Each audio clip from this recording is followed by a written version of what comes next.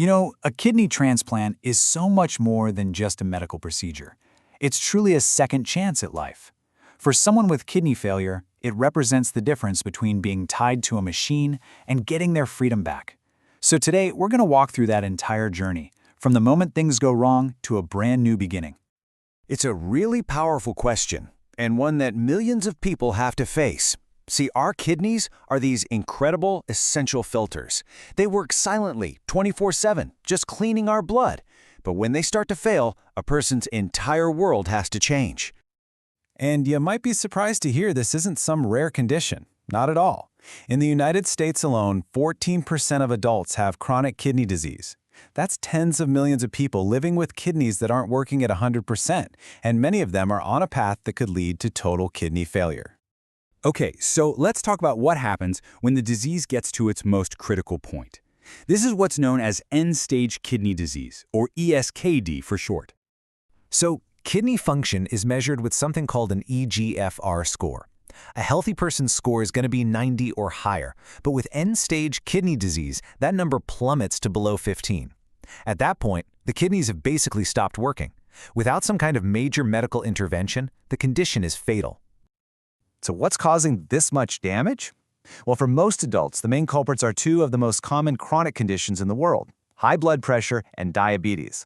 Over many years, both of these can really wear down the tiny filtering units inside the kidneys, eventually leading to failure that you just can't reverse.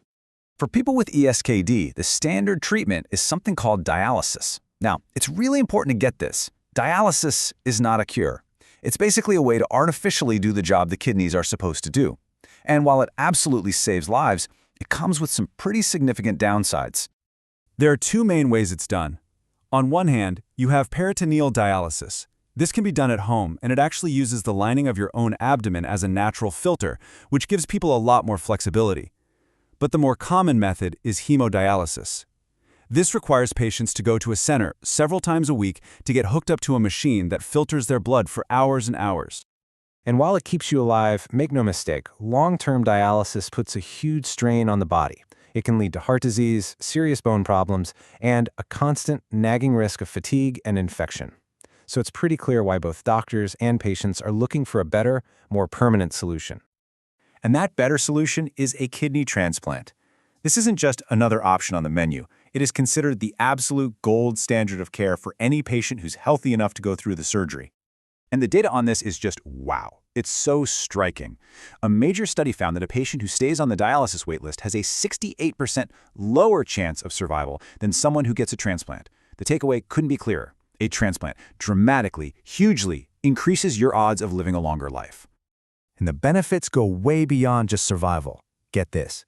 A successful transplant can actually triple a person's life expectancy compared to just staying on dialysis. It also gives them a massive improvement in their quality of life, freeing them from that grueling schedule. And hey, while the surgery is expensive up front, after the first year, it's actually cheaper than paying for dialysis long term. And we should be clear, this is a well-established, proven procedure. The first successful kidney transplant happened all the way back in 1954. By 1984, the U.S. had a whole national system for organ allocation.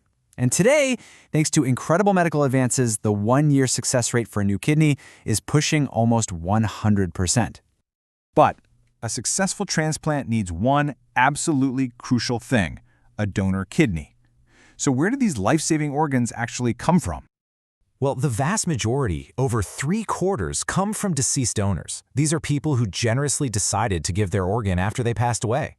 The other quarter comes from just an incredible act of giving: living donors who donate one of their 2 healthy kidneys to help someone in need. But it's not as simple as just getting any kidney. The recipient's immune system is hardwired to attack anything it sees as foreign. So to prevent that, doctors have to match something called human leukocyte antigens, or HLA. The best way to think about it is like a biological lock and key. The closer the HLA match, the less likely the body is to reject its new organ.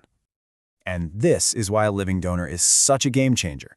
Because it's a planned surgery, the kidney spends very little time outside a human body, which means it stays healthier. This usually leads to much better long-term outcomes for both the kidney and the patient. And sometimes a living donation can happen before a patient even has to start dialysis.